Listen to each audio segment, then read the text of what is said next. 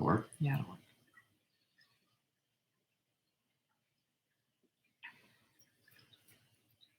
We're here. Say something. Oh. I guess it says say something. That's why I saw it. Just jumped out. Oh, it just says say something? Mm-hmm. Isn't that a song with Justin Timberlake and what's his name, your guy?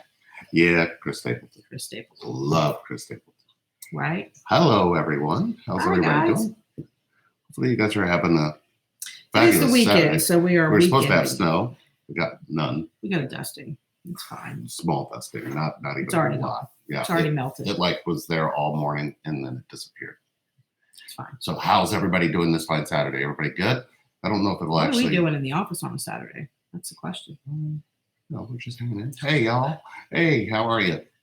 Got questions? We got some answers. How's that? It's interesting. Everybody's going through some mess. This retrograde is a hot mess. Yeah. That's all I got. Absolutely. Oh, look who it is. Hi there. I love you. This retrograde. Is it like have a sign-in sheet? Like people have to sign up for it? I don't know because we didn't sign up for it, but it's hit us a little bit. We don't like you, retrograde. We love you because we should, but we don't like you. Well, whatever they call it seems to put you more in your head than it does in your heart. It really does. Yeah. It really does. But the messing with the energies. Blessings back to you. Messing with the energies and things. It just nobody needs that. It's fine. I always find it a really interesting time when we go through things and when things happen or it seems like we can go back into things that we've been through, and things that we've been through even before coming together, and find that Who forgot to turn off all the bells and whistles? That we always seem to be able to find a way to put in some healing in there somehow, some way, right? We're getting rid of all the bells. Yeah, I just turned off those things. That Notifications. Yep. Yeah. So anyway, we decided to come on a Saturday. How did you find out about twin flames? Oh, that's an interesting question, and I love the questions. You told me. Yeah. Lee and I were in separation, and then we had got back together, and we were staying in his brother's basement. And Lee went to work, and I laid there, and I thought to myself, "Wait a minute, what is this? What was this after a bunch of chaos we went through?" Yeah, after some. This is after the house in Miami Township, right? Yeah. Right. Okay. And I wondered what in the world was this? You know what I mean? I wanted to make sure that I wasn't obsessed with him. I wanted to that was a big priority to me. I wanted to make sure that there was no obsession.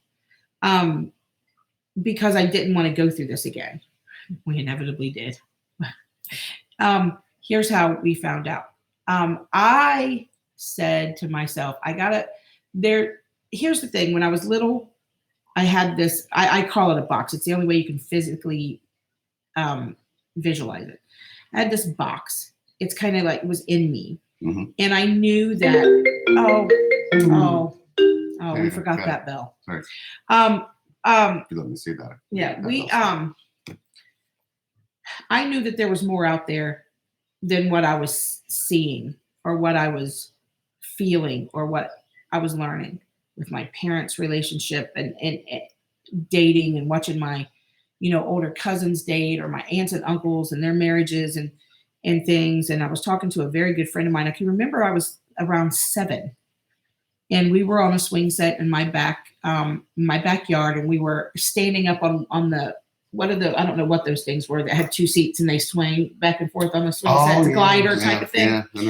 Yeah, and we were having a very deep conversation, and he was 7 and I was 7, and it was a boy, and we were talking about relationships. And I just kept saying that there's so much out there. I just know that there's this fairy tale type of not fairy tale. Does that make sense? Mm-hmm. Like there was this, deeper connection. And I'm sure I didn't say it like that at 7, but then, the comment, you're crazy. It's just, it's just a marriage. Dad comes home and drinks beer and sits on the couch and mom makes dinner and you have kids and that's how it goes. So I was like, okay. So as I'm growing up and trying to explain this inner knowing to everybody, I would get the same response over and over. And then I sort of repressed it, like maybe everybody's right. And it's not really there. I had a boyfriend from literally 13 to 18. And I knew that wasn't, I didn't feel that, right? This kid literally helped me save my life, right? Right. I got away from my stepfather as much as I could by spending time with him. And then he betrayed me. And when I was 18, and I inevitably started to talk to someone else within like 3 weeks, and we got married 6 months later. And we were married for close to 13 years. It wasn't it. I still had that box. It was unopened, I still had that knowing that there was something deeper. So fast forward to we're in the basement and I'm thinking, you know what? I know it. I know that this is it. I know that this is touching on it. What is it? What is it? So of course I picked up the laptop and I started doing some research. It was probably a bad idea. And, and I came across the concept, and I think I was searching like beyond soulmates or something like that. I don't know what I was searching, but I knew that it wasn't a soulmate relationship because I had been in soulmate type of relationships, and where we finished each other's sentences and we thought alike, and we had all the same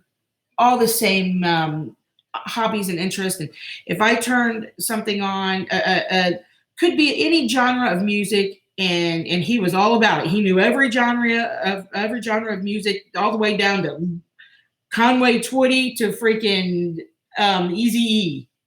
It was really big. And so we did a lot of talking and we did a lot of connecting, but it wasn't that. It was different. I knew that it was a soulmate type of thing. So when I found the twin flame concept, I pulled up a bunch of literature and I showed Lee, and he was like, "Oh, that's familiar." That's how we came. I think what was happening to me during that day when you were looking for this stuff, though, was like I walked into a room full of butterflies, because it seemed like my body I kept feeling a whole bunch of kind of energy, but it kept making my heart tickle. I don't know any other way to explain that, but I remember coming in and you showing me that, and then we were like, well, how do you know that? And I was like, well, wait a minute, nothing like this has happened to either one of us. So at first you go through the stage, I think, of disbelief, but then you go through, well, there's nothing else to point to what this is. And at that time, it seemed like that made it just all of everything that was being said was there. But I think for me, I was looking at you more of, yeah, I mean, there's parts of you that change me, but there's parts of me that are changing me. And it was almost, I didn't want to give you, the way that it was pointing was like this was going to fix everything.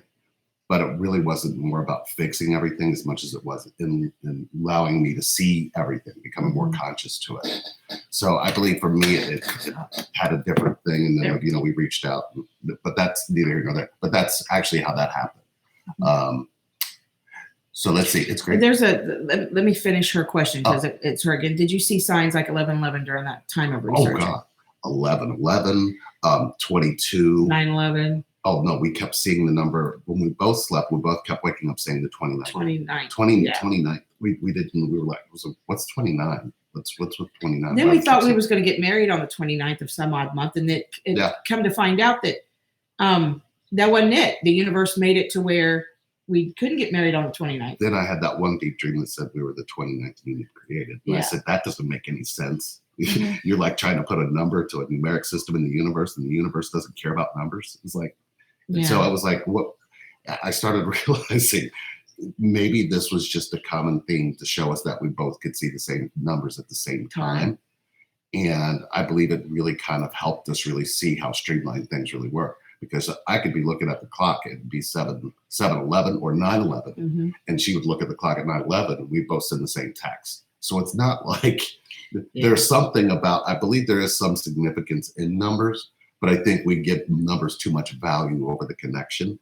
because what it is, it's it's the synchronicities. It's the synchronicities. I think I believe they're just confirmation. Hey, you guys are both on the same page. Absolutely. That's it. That's how I look at it. Because the first time you sent me a thing that says it's 11:11, I'm like, I noticed those things too. Kinda It was cool, almost like we should. Yeah. Hey, yeah, I'm noticing this too. Are you seeing this? And you're like, yeah, I see that. And then we were just kind of, even I think over a period of time when we were sharing those numbers, we kind of started telling each other, well, I dreamed this number, I dreamed that number. It's quite interesting. How do you handle celibacy? I don't want to be intimate with anyone else but him, but I don't know how long I'll have to wait. So we're going to have to go into a separation phase here where we were separated, and then we'll bring it back to present day. I don't know the situation, whether you haven't met in person or you have, you're just in separation. We don't know the situation. However, we are definitely in a monogamous union. Mm-hmm. We don't happen to have the belief system of polygamy or any other thing than monogamy. So when there's issues, if one or the other is sick or whatever, it just, we're very patient with the other person. However, in the case of a separation, and it took me a very long time, and it was a very short time, obviously, but in me, it felt like a very long time where I could be intimate with someone else. I didn't want to be intimate with anybody else. 2 + 9 awesome. is 11. She's awesome. Right. It's like, it's 29. Okay, yeah, thanks. Oh man, I'm gonna get you. I can answer this because it was. Yeah. I had issues with that, but I also the celibacy part, and I just want to give you some advice. The advice I would give you is you're going to have to trade in patience for peace. You can't be patient and stay in peace. So you're going to have to pick one. This is the choice you're going to make, are you at peace with it? Because when I realized I was connected to her, then we finally realized how deep the connection was. And when we were together in that way, it was just, there was nothing that could touch it. There was nothing that I could ever compare it to. And then there was that space where I didn't have that. And I was, I was like, okay, well, she's married, she's doing this and she's doing that, or she's over here and she's doing that way. The one thing that I would have the biggest conflict with was trying to be patient and trying to tell myself that, at some point this may happen or may not happen. And what happens is you run out of patience. So patience literally is a form of abandonment that's kind of hidden because it leaves you in wait. And when you're left in wait, you feel left in wait. So what I ended up doing was realizing that I needed to trade that for peace. The difference being is that this is the way I felt about it. This is what I had to say I'm at peace with. Because, trying to make it that I was going to wait or something, that kind of really started to do things to me. And I thought it was her that was doing it, and it really wasn't. So you're going to have to find why the wait is there instead of, am I at peace with this and this is the way it is. And the peace also means that there won't be any kind of conflict whether you have it again or not. So you have to look at which one of those is going to be more significant to you. I hope that helped. Yeah, Oh, yeah, we're live. Yeah, that was awesome. Man, yeah, I think that summed it up. Here we go. Why do a lot of friends and family try and keep me and divine masculine apart, even though they can see how deep the connection is? Frustrating as because they can't understand connection. Maybe try this approach. I'll give my, and she'll probably have her 2 cents too. But I would tell you, if they're seeing you not happy with this connection, we're seeing you miserable because of the connection, and they're seeing you sad because of the connection. They see more of those things more than they see how much it makes you glow. That could be more about you than it is them. Happy people don't want to see you sad, and if they see you sad, they're going to keep telling you something's not good for you. It's almost like here's how it would look. If they're seeing you sitting there eating something, they look at the jar and it says poison, and they keep asking you why you keep eating that. You say, because it tastes good. Are you gonna? And they keep telling you, well, that's poison. You're going to have to realize that the poison is, you're going to have to put the poison down and then pick up something that's going to be healthier for you. Mhm. And it's your reaction to it that they're paying attention to, because even though you could eat it and say it's good, you're making a whole bunch of faces. You're making a whole bunch of different, something's coming out of you. So I would tell you, look at what they see in you with your connection, because sometimes what they need to see in you is what the connection's giving you rather than what it's taking away from you. Is that Yeah, that was perfect. I hope that was perfect for them because I got it. It was just, I'm telling you how it feels, because I remember when me and my brother had to have this long conversation because I kept saying, well, I'm connected. And he was like, I'm watching everything you're going through. This can't possibly be what, I mean, I get it. I think, I get that you guys are connected, but you look miserable. And I said, well, wait a minute. The connection is not here to make me miserable. It's supposed to make me conscious. So maybe that's a focus that you might want to look for. Just see if what they're picking up from watching you in regards to this connection, are they seeing a happy you? Hopefully that answered your question. Let's see. Unconditional love. How did you guys get to that understanding? It was the only way we could get into union. I felt that way. Like there were times when I laid there and I thought, my God, this is becoming toxic. But there's something in me that loves him so much, and everything about him, even the bad stuff, even the destructive stuff. Yeah, unconditional love was hard for me when it came to my mother too, because there were some things that happened. And which showed up in our connection. Right? And it was hard for me to love her unconditionally, and I do. It was hard to get there. With him, not so much. It was natural. It just happened.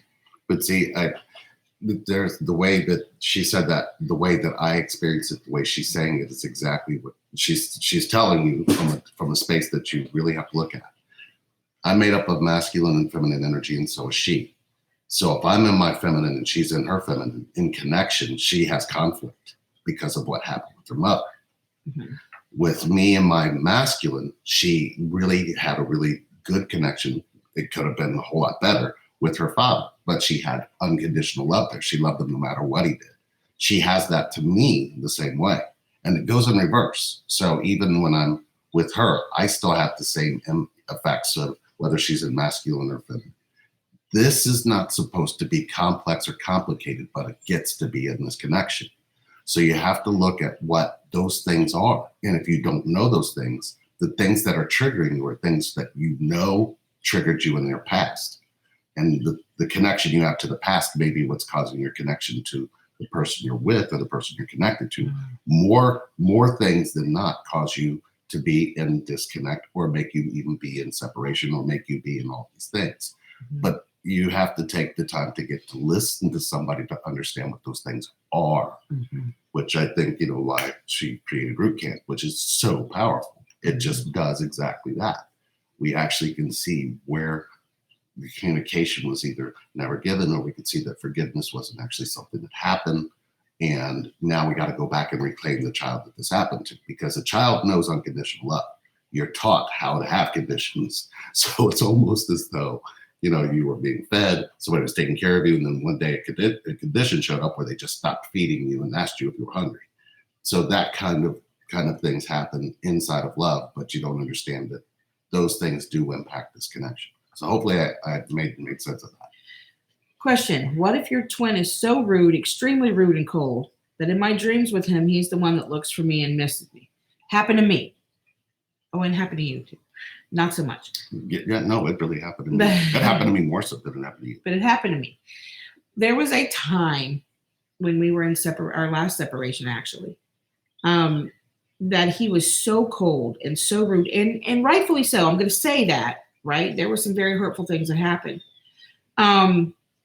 There are sometimes even something will be said or somebody will bring up something that still triggers that in me. I was pregnant and I was emotional, and there was a lot of things happening, and he said some very, very, very hurtful things. And I my God, there were times when I got off the phone and I thought, oh my God, what happened to his heart? He's so cold, so cold. Um, his facial expressions were stoic. His words were cold and calculated at times. Um, when I laid down at night, I knew he was the one. I knew it. And I knew that we would probably never be together. I didn't, there wasn't a probably there. I knew that we would never be together physically. How could I be with someone who says those types of things after everything that's happened? How could I even entertain the thought of having someone in my life who said such miserable, horrible things to me, no matter what I did? You know what I mean? But people say things out of hurt. They react out of hurt. They react out of fear. I did the same thing. And the I never want to see you again. I never want to talk. Name calling, accusations, so many things that were being tossed around at that time. It's rough. It's rough. There's something behind that. And looking back at it now and looking at what I was going through when I was that hard, that cold, and the things that were coming from me, they came from not just the hurt, but they came from a deeper state of unconsciousness because of the hurt. You don't say things consciously to hurt other people. You just don't. You don't say or do things to hurt people consciously. And sometimes those things can, if you hurt or if you are hurting or if you feel like you don't want to keep going down the same path, because at some point you hold yourself accountable for accepting the hurt. And when you start to try to accept the hurt, you want to blame somebody, you want to attack somebody. And that's the part that makes you unconscious. It's usually much more, it can be dissolved and it also can be let go of when you accept this is the way that they feel. Because what happened to us was the strangest thing. When you come in total acceptance of the hurt and come in total acceptance of that it's never going to happen, everything changes. Yeah. And if you guys are here and you know this connection, have you ever noticed that whenever you make a significant change of acceptance, everything changes? And that's exactly where you got to get to. And it's not easy because, you still have that dialogue or that story on the inside that keeps you from realizing this is what this needs. It's not what this is. This is not here to make me fight. It's here to make me surrender. So when I finally was so tired of spewing all of that nastiness, I started to really find that I was waking up a little bit more and saying that I really feel those things, that I really feel that way. And no, I didn't. I was just coming from my hurt. And my hurt made me unconscious and made me make a lot of unconscious choices and decisions and say things. So I needed to know that, is this connection here to make me more hurt or make me more aware of my own hurt? Mm-hmm. Because that did come from a deeper state of hurt. I hope that makes sense. I hope so. Do you think there is really negative energy that tries to keep the connection apart? Just wondering from a union perspective. This is going to be hard, but I'm going to try. I don't personally believe in a negative energy seeing something positive and going, oh, right? Right. I believe that humans with ill intent, mm-hmm. with negative energy, can come in and try to separate something that's good and positive and real and right. I don't believe that there's a negative energy floating around looking to attack union. I believe it dwells inside of human beings. Mm-hmm. I don't believe it. I don't believe in a million years it would go into an animal. An animal would come in and bite you and give you a disease. Right. Right. But I do believe that it can get into a human being, and a human being can bite and give you a disease. And I'm not talking physical. Right, right. disease. Um, I'm talking emotional or spiritual. I believe that, and I almost just use a biblical reference. What God has put together, let no man put asunder. But I do believe that there are human beings that when they unfortunately are in a space of, if I can't have that, I don't want anybody else to have it. And it could be union, and it could be business, it could be anything. Hmm. Um, that human beings will try to destroy good things. And me, I'm going to read the question again. Do you think that there's really negative energy that tries to keep the connection apart? And just from a union perspective, I believe for me, I needed to really understand what is positive and negative, and can you exist without one or the other? And the answer is no. So when I looked at that, I had to look at what was I really trying to say positive and negative was. Was I trying to say it was good or bad? Or was I trying to say it was right or wrong? Or what is the truth when it comes to positive and negative? Well, yin and yang is the closest we've seen that actually makes sense as far as that type of energy or that kind of experience. The energy itself is representative of being connected, but having a center. And there's a line down the center of yin and yang. And that's where our union meets. So, how do we both stay in that? Would be that when she goes into either yin or I go into yin, or we're both in yin, one of us has to jump to yang. You have to look at the energy itself. It doesn't look and say, well, this is about no, and this is about you being wrong. This is about you being bad, or this is about you. You've got to really look for the true balance of what you're really talking about. Negativity or just negative energy as a result is resistant energy. So it's going to always be in the opposite effect of flow. But that doesn't mean that those two can't share in the same space. As a matter of fact, that's exactly how we all came here. We had the collision of both of those energies is what creates life, creates harmony, creates disharmony. It creates all of these other different ways that we look at it. It's your emotions about negative and positive that cause the conflict. So if we can't speak from our emotions, we can't really unite. We can't come together. And there's been a lot of that, and we still go through it, and we still have to we have to find our way back to realizing that that's what's showing up. So if once you still really look at the bigger picture, or even look at the deeper truth of what negative and positive are, you know that they have to exist at the same time. You cannot start a car without both of those energies connected to a battery. So you have to look to see what that is for you. What makes you move? What makes you make these decisions? What makes you make your choices? Are you looking at that and saying it's because it's going to be right or wrong? And if you notice, right or wrong never feel good, either one of them. Trying to be right or trying to be wrong. If you ever really paid attention, if you've ever been really upset and got really mad and you were trying to defend your point, and then the other person said, you're right, all of a sudden you don't feel good on the inside. You never felt good about being right as much as you don't feel good about being wrong. Both of those have nothing to do with negative or positive. That's more of a resistant energy.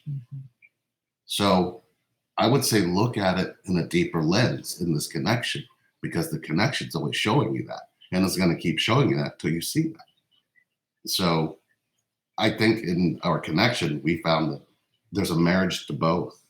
I'm allowed to be in both of those energies, whether it's positive or negative, in her presence. And she doesn't make it about her, nor do I make it about her. I make it about me being able to tell and share that with her.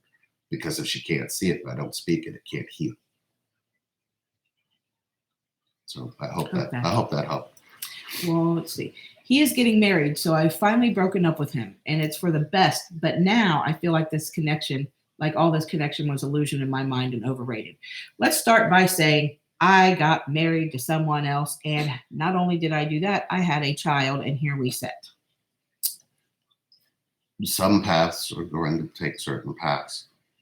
I don't know that. I think when I get in my head about the connection, I have all kinds of mayhem and destruction But when I'm in my heart about it, it goes against what my mind's trying to tell me. Mhm. So, and my mind is usually going to have to point to something in time. My heart's going to point to the now. No, right. So I know that I got to pick one. I got to choose a side. And I think I choose the side of heart. And this is what I have to accept. This is what this brings. Because I did have to accept she got married. I do have to accept she has a child. I do have to accept this is a part of her life. I do have to accept who she loves is who she loves. And I have to decide if I can love that too. I have to realize that my choices are going to make the difference in my life, not hers. Mhm. So I needed to realize that this isn't about her not choosing me. This is more about how do I choose myself? Because without that, she's not going to have a clear path to choose me.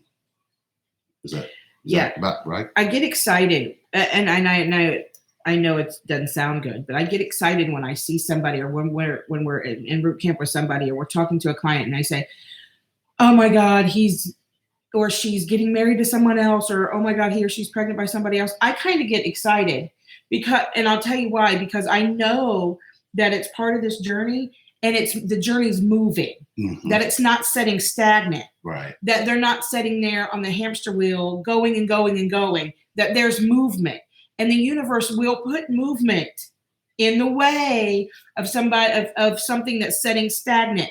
And you know what? It doesn't matter what the movement is. He's getting married to someone else. That doesn't mean he's no longer connected to you. Ooh. It doesn't, believe me, it doesn't mean that. Sometimes that's the path somebody has to go to realize how deep a connection is. Exactly. And it's not fun. Don't get it wrong. We're not saying it's just more exciting that there's movement and that there's going to be significant change. And the changes, you're going to have to see that, is this about you choosing them, or them not choosing you, or you not choosing you? Right. And sometimes that's a great awakening, and it does create a path for somebody to choose you when you choose yourself. And so hopefully that makes sense, because we don't want you to think that we're excited for you, because we're not, because it sucks, it hurts. No, we get that. It really hurts. I know. It sucks, it hurts. But I was texting Lee the day I got married. I was texting Lee. He had no idea. It was my wedding day. None. And I contemplated not doing it. And then I just did it. Here's the thing. Union, he's moving on. He's with somebody else. They're getting married. That could last 5 minutes. It could last 5 months. It could last 5 years. It could last 15 years. It could last 50. All right. That's not up to you. That's up to them. Right. What they're doing is none of your business. However, I say that, but the connection's always going to be there. Right. Yeah. Now, we deal with this in root camp all the time, all daily, right? Where you get in, you start doing your inner work, and that child starts coming out, and that energy is there, and it just never fails. They always end up, and I think at least calling and texting. And what do I do now? He's married to somebody else. I don't want to be a side chick. Well, okay, let us guide you from here. But it's scary to us, because they're back with me, and it's something you guys did. We're like, no, this is something you're doing, because sometimes you just don't see that you might not have created a path for them to choose you. Right. Just because you feel this connection, you also have to realize that there were certain things that have happened to you and have accumulated with you in your life that now are going to be coming out of you in a way that you didn't know would happen. And it does. This person, this connection point is going to trigger you, and you're going to look back and say, I knew this was going to, there's a space there that if you haven't gone in to see that space is there, it gets left unattended again, because it's like, no, until you realize you make this happen to you, you can't see what they make happen to you. So it's so deep, you guys. Don't discount or don't negate the fact that this is about depth in you, and you on the inside and connected to them, not you to the outside connected to them. And how you got to show up has got to be completely like the rest of your past, or the rest of who you are doesn't exist. You are whole because of all of that. So don't forget that. And please make sure that you know that you got to go back through that. You got to go into it, and you got to find the love in there somewhere. Because some of the stuff that's happened to all of us ain't good shit. It's just not. And some of the stuff that we've been through, and believe us, you were here and selected for this connection for a reason. But that reason is not the other person. That reason is you. So please don't get that wrong. Please don't get that twisted. It is the truth. Pull that down just a little bit because I didn't want to miss that one.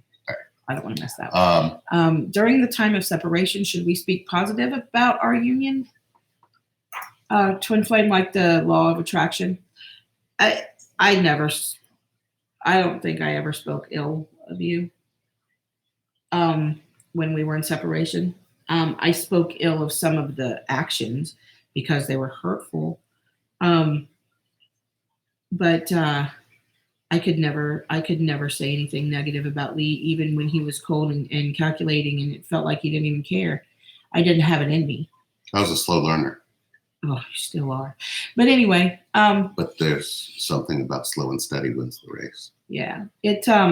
I could never say anything negative about our union or any, I just couldn't. I mean, I couldn't understand some things, and I would say something to somebody like, "What? Why do you even care?" Well, because I don't think you understand the connection. I went through that very same thing, but I went through this other space where I was like, God, why can't we be together? Why can't we just end up together? And then I would try to tell myself what that would be like. I was trying to make up what that was going to be and make up how we were going to be with one another and make up how happy you were going to be, how I could make you happy. Then I started going, and I was like, what? And then I was thinking to myself, I don't know how to make me happy. How can I make you happy? And it was like this whole big, huge downfall. So I started to see that separation was nothing more than me seeing the separation I had in myself, because I didn't even, when I was looking out and thinking about how we were going to be, I was more focused on what that looked like, more focused on what that was going to be like, instead of focusing on what I was going to be like when that would happen. So I couldn't, you have to realize you have to become that before you can even have that anyway. So I needed to, the separation really kind of pointed to a separation in myself. Did it do that for you? So, yeah. So I don't know that we could say to you that without a doubt that we both thought about that as a law of attraction. I believe the law of attraction happened in the moment we realized that we were in separation because we were already separated inside from ourselves. Yeah. So if anybody's going to point to something that will help you, I'm going to point to what will help you. The separation isn't outside you, it's inside you too. If you can go into one, the other does what it's supposed to, just like a magnet, just like the magnet effect of here on Earth. When they're drawn together, they're drawn together. Doesn't matter what's in the way. If there's paper stuck in between it, they're still stuck together. There's a whole bunch of things that can get stuck in there, but it's like this pull. And I think some of you have experienced the pull. Yeah, for sure. We are right here. Yeah. Do you believe in divine timing as far as union, or do you feel it's about free will? Can I start? Absolutely. Union's all about you. It starts with you. It does, literally. It starts. It does. We did a video. Yes. Yeah. I do believe that divine timing sometimes is there, but I also believe that you have to take the steps to union. If the timing is there and you're both doing that work, look, we all grow up and we have things instilled in us that we didn't ask for, that we don't even know are there, things that block things that make you treat people different, things that, whether it be the color of their skin or the way they talk, or if they have some type of disease that make them funny, or if they stutter. We have some things instilled in us that we didn't ask for, that we were taught. And a lot of those things, hatred, unforgiveness, so many things, and they get in the way. And then there's hurt and betrayal and abandonment. So we build walls. And when you realize that it's about you and your inner work and getting rid of this stuff that is instilled in you that you didn't ask for, that you didn't want. And if your connected one is doing it at the same time, even better. It didn't happen like that for us. I went through an awakening, and he went through an awakening, and then I went through an awakening, and we still do that a lot. Yeah. I believe divine timing was in process our entire lives of things that were happening and coming across each other. And to the point where we finally got to know each other, it's like we already knew each other. Mm. And it's like we had already met. You know, we were meeting for the first time again. I don't know if that makes sense, but that's how it felt like. We were meeting for the first time again. Like when we went to BW3s that day, I felt like we were meeting for the first time again. Mm. And we were, because we weren't the same people. Change can happen in 5 minutes. It can happen in 5 days. It can happen in 5 years. It can happen in 30 years. And it's up to you whether you want to take the steps and follow the process. It's just how I feel. And when in our last separation, I thought, my God, this is just a horrible cycle that I don't want to do anymore. I don't want to hurt him anymore. Divine, I believe in the divine. And my belief in the divine doesn't have space for time. It doesn't, because time is one thing we cannot count on. Time is the one thing that I think creates more suffering than it creates more divine. So I almost believe trying to put the two together doesn't work. There's a moment where you're going to decide whether you're going to be in the divine, and it won't have anything to do with time, because there were moments, and has been moments, and continues to be moments with you where it's divine, mm-hmm. and it's without time. There is no time limit, and everything just seems to be frozen, mm-hmm. in that. And it's so beautiful, and it's so powerful, and it's so there's not really a good word for it, or a word that really describes. It's just divine. When time is involved, and time is a really great way to suffer, especially if it get wrapped up in mind of when this is going to happen. When am I going to experience this? When is more abandonment of the only thing you do have, which is the present moment, which is divine. Whether you're together or not, it is divine, because there's still a space that connects you. So you have to find where you're going to decide whether the divine is what you want. But you're going to have to realize that time has nothing to do with that. It's a choice of choosing one or the other. And it's almost like like you said, it's like a switch. Something just cuts off in you and says, fuck time. And you can just literally, I'm sorry, but that's what the divine says about it. The divine really doesn't. Have you heard the divine say that? Absolutely. The divine's like, what's time? It just doesn't know what it is. It's, this moment is precious, and this is the only moment you're getting. And this moment's all you ever had. You've never been able to leave it. So it's almost as though you have to decide which one you're going to have. So having something connected, time related to divine, you are divine now. Each one of you are divine now. There's never a time when you're not divine. If the moment you stand in that essence and that radiance, and you stay in it, you're going to find that that's what it took all along, mm-hmm. just to be out of time, not in it. Everybody's going crazy because I'm sorry. I thought that was them applauding. Just a joke. So in retrospect, it's both. It's both. It's divine timing and free will. It's divine and free. There it is. Forget time. You get as far away from time, because time is what's caused a lot of issues. It really has. Hi, Lee and Sherry. What do you have to say on physical distance between twins? Feel so excited by our connection, and it was blissful. Had all the drama in the previous near mirrors, but distance is a downer. You were across. Yeah, when we went through distance, I always felt her with me. So I kind of really focused on feeling her with me more than I felt about the distance. Mm-hmm. So if I can feel you with me, there was no distance. If I started to tell myself in my head that, I want her physically here, I would go against what I was feeling. So it was almost like it was my own conflict, not the one that distance was creating. Mhm.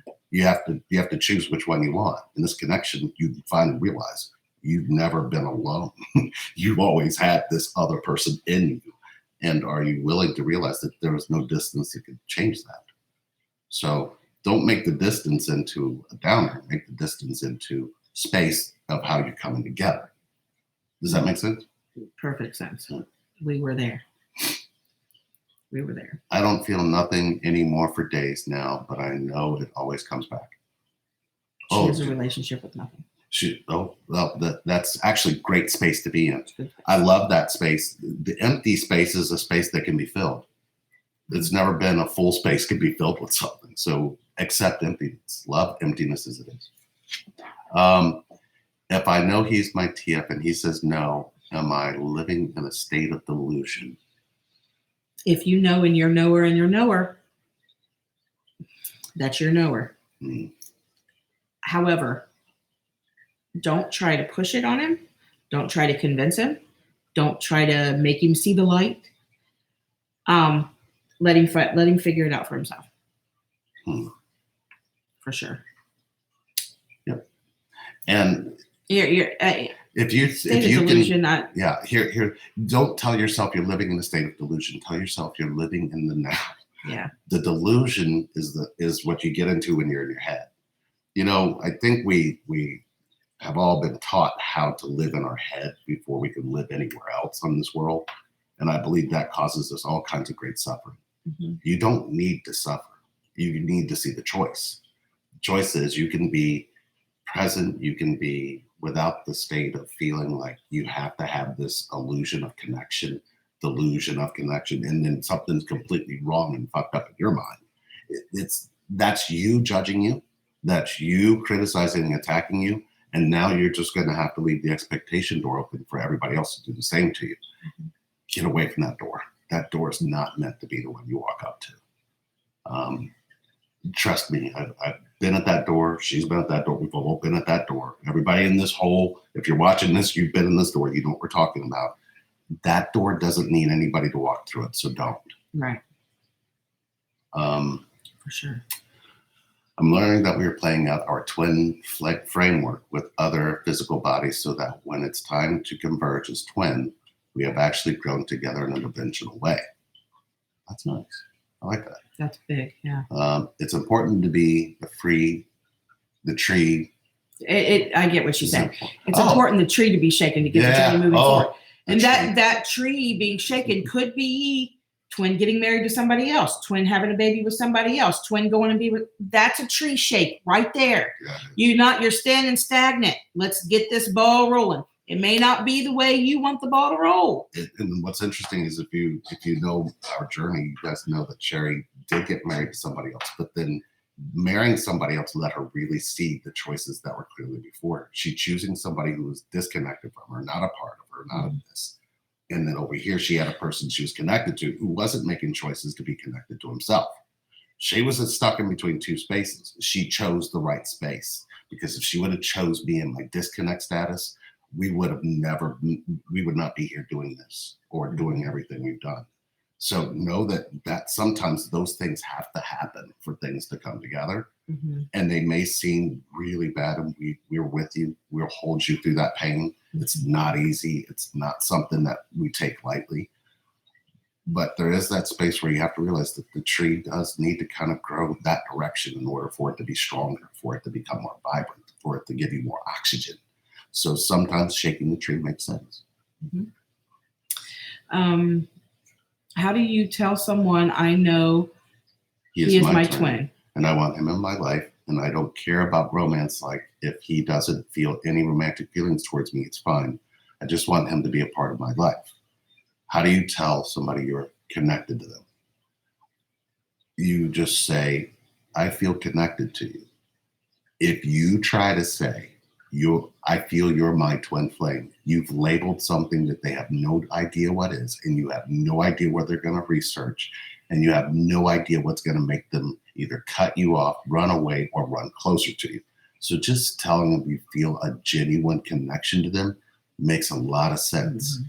because that opens up the door for them to say, you do? What is it that you feel? Well, I don't know. And, any exploration or just even your friendship or just, communicating will help me understand it better. If you make this complex, sometimes you're going to find confrontation in the way that you've made it complex that you didn't anticipate, but you kind of expected.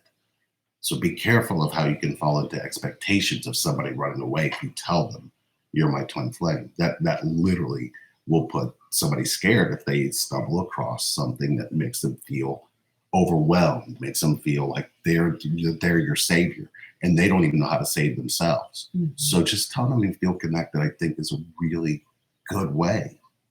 Yeah. Would you say? I Yeah. mean, every time we've told somebody that's what you do, they get a better response or get a more openness coming from that direction than just throwing that out there.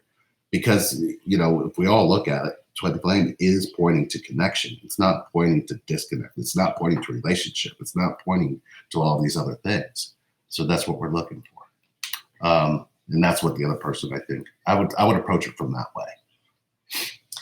Mine has been married 5 years and has a child, but still communicates with me, and I'm struggling to be friends knowing we are in love. That sounds like a condition. Yeah.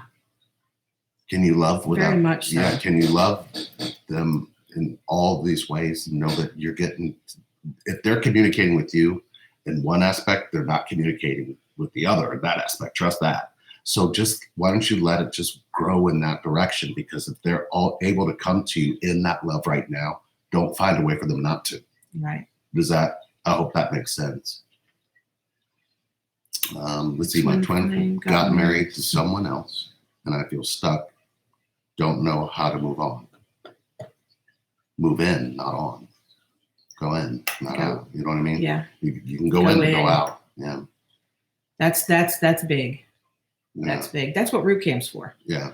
Oh, absolutely. That's what root camp's for. You got to go. If you see no movement, it's usually when we can't move on, it's because we're not going in to find out where we move on. So you got to go in to get that answer. You have the answers. The other person doesn't have them. I was ruminating on living with my twin. Now that the possibility is actually here, I'd rather not. And this other way is better. All the inner work was for this moment. I'd like to get deeper into that. I mean, is there rejection there? Yeah. I'm just not sure whose rejection it is. Yeah. Because I guess there could be some hidden conversation you're having with yourself that says that this is going to turn out one way or the other. And is the other person aware that you're thinking that way? Is the other person allowed to know exactly what your fears are, know what you're scared of, know what's actually going on the inside of you? If you're not able to open that up, just making the definitive answer of no is going to come across as rejection, which means you haven't let them in, which would have ended up a disaster anyway. We have, over our period of time being together, have learned how to open up to one another in ways that we never knew was possible. Because, you say things to yourself, you have a dialogue with yourself, you don't really share them. We didn't share a majority of our thoughts early on, and that's what really caused a lot of shit. But then when we started to learn to share our thoughts and learn ways to speak what we're thinking, I believe that helped out tremendously as well. Big time. Yep. Let's see, we'll be on for another few minutes. So when my twin and I met, he did and said things that I always wanted, fulfilling all the desires in my heart, things I never told anybody. He knew me deeply and treated me like I was a part of him. And what did you give him? Mm-hmm. That was my question. I was like, wait a minute. He did all the things. How did you let him know how you felt about those things? And how did you see what I'm saying? It was almost like, what's the other part of this? Because remember, there's two sides. Mm-hmm. There's two halves here. What did if he expressed it and showed you those things, what did you turn around and show and give him?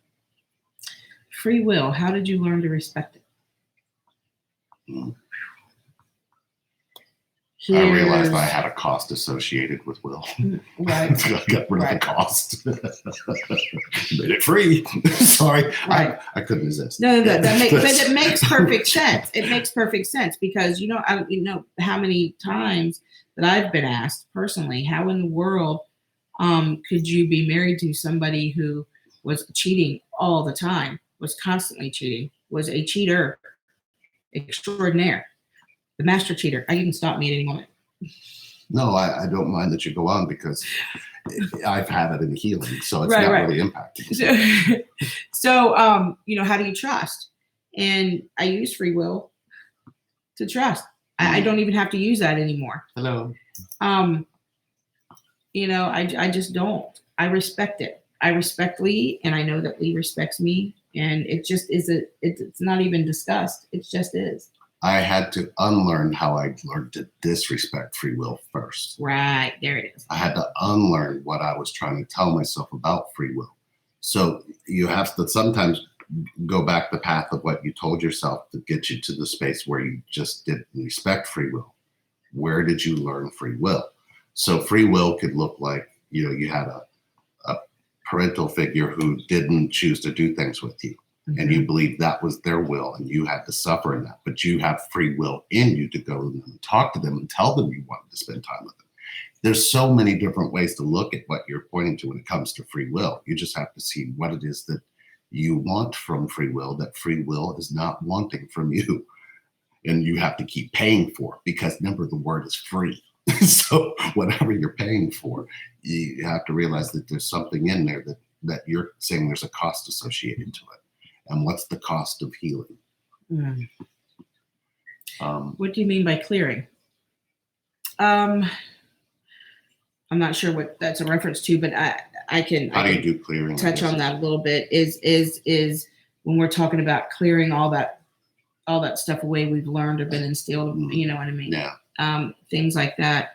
There's a spiritual type of clearing as well that we do, but we have a program called Root Camp. We've talked about it a couple times. We try not to push it because it's work. It's your work. It's your decision, whether you're ready to do that work. Root Camp goes all the way back to your childhood, to your very first memory. We talk about everything. We get to know you in 6 weeks.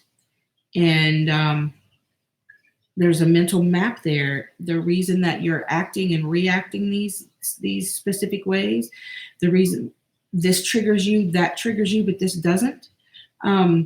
We talk to a voice you haven't used, nor have you ever shared. And that voice is the one that keeps showing up in this connection. And it literally has some rules. It literally has some beliefs that are associated with it that you believe are going to happen to you based on where you're connected from, based on who you're connected to. And it hurts to go into it, but once you go into the hurt, the healing can begin. It's almost as though, if you could go back to your childhood and scream medic every time somebody hurt your heart, this would be the way that we would actually go back and reclaim that and put a medic in place. That medic would be you. We can definitely help you with that. Yeah. Then I want to touch on this and then we'll have to go. It's been an hour. People are going to lose interest. Well, cutting the cord helped me forget him and let go. Okay, so here's what you do with this particular. Let's take Will cutting the cord, help me forget him and let him go. You came from your mother. They cut a cord. Tell us how easy it was to forget her. Tell us what steps you took. And tell us, did it do something to your heart the moment you even thought about trying something like that? Because you ended up finding a way to love through that same cord that got cut. And accept her for who she was and how she brought you in this world. What does cutting cord have to do with anything? Nothing, because you would have to get rid of your originating understanding of cord cutting. You cannot cut the cord to birth. You do, but it's only so you can breathe and eat on your own. Maybe the cord cutting has already occurred, so breathing and eating on your own is the focus. So look at that and say, what is this connection trying to give me? I hope this really goes deep, guys, because cord cutting is not, it happens in childbirth. That's nature. You cannot change nature and the nature of thought associated with it. The moment you try to change that nature of thought associated with it, that's you rejecting and abandoning you in your infant self. the infancy that actually made sure that you have food and water and were nurtured. I mean, what is it we're talking about when it comes to cord cutting? We can't cut that belief system out of you. No one can. Nature intended it that way. So there's a different way. There's a deeper, more powerful, more healing way to do this than do that. Trust us. We believed there was a point where we had to go against that, but when you get down to the core root, to the real true belief system, that's what you're trying to say. You want to cut. Don't do that. Trust us. Just don't. It's not gonna do anything other than delay the pain that's coming behind it. Yeah. Hey, listen, if you want to do this work, we're here. Yeah. Hey, email us at info@relationshipreinvented.com and we'll talk to you for 30 minutes, complimentary. Yeah. We will get you in a 30-minute session and we will talk to you and discuss what you're going through and we'll help you. Yeah. And thank you guys. I mean, there's people that are actually, of course, ahead of that. So it may be a few weeks, but we are making sure that we get to as many of you as possible. Thank you for reaching out. We are here. We love you all. And we're going to continue to be here. Yep. And the questions we didn't get to, we'll try to get to you. Yes. We got to find and them. you guys can also email if you guys have questions. You can email at that same one. We'll answer your emails. info@relationshipreinvented.com. We also are going to be in the group over. We're going to go jump in our group right quick and say hi to them. Yeah, we have some questions. The Twin Flame Work Group by Relationship Reinvented on Facebook. Yeah, where it's about the work you need to do. Yeah. Regardless of what the other is doing, there's some work that needs to be done. The blame game has to come to an end in order to find the peace. Absolutely. All of our sessions are all over Skype. Yeah, and it's just FaceTime, Zoom. Yeah. Just you and us. Yep. The root camp is just you and us. You don't have to wait for a class. Absolutely. It's very, very private, very confidential. Yeah. Root camp is not a big thing. This is us or our coach with you. That's it. Nobody else is there. It's completely confidential, and we do the work. We do it. We want you at healing. We don't want you hurting. This is about your suffering. This is about the ability to love yourself through your suffering, because you don't have that space. You're not giving your twin any space to give it to you either. Keep that in mind. All right. We love you guys. Yes, we love you. Thanks for watching. We'll see you soon.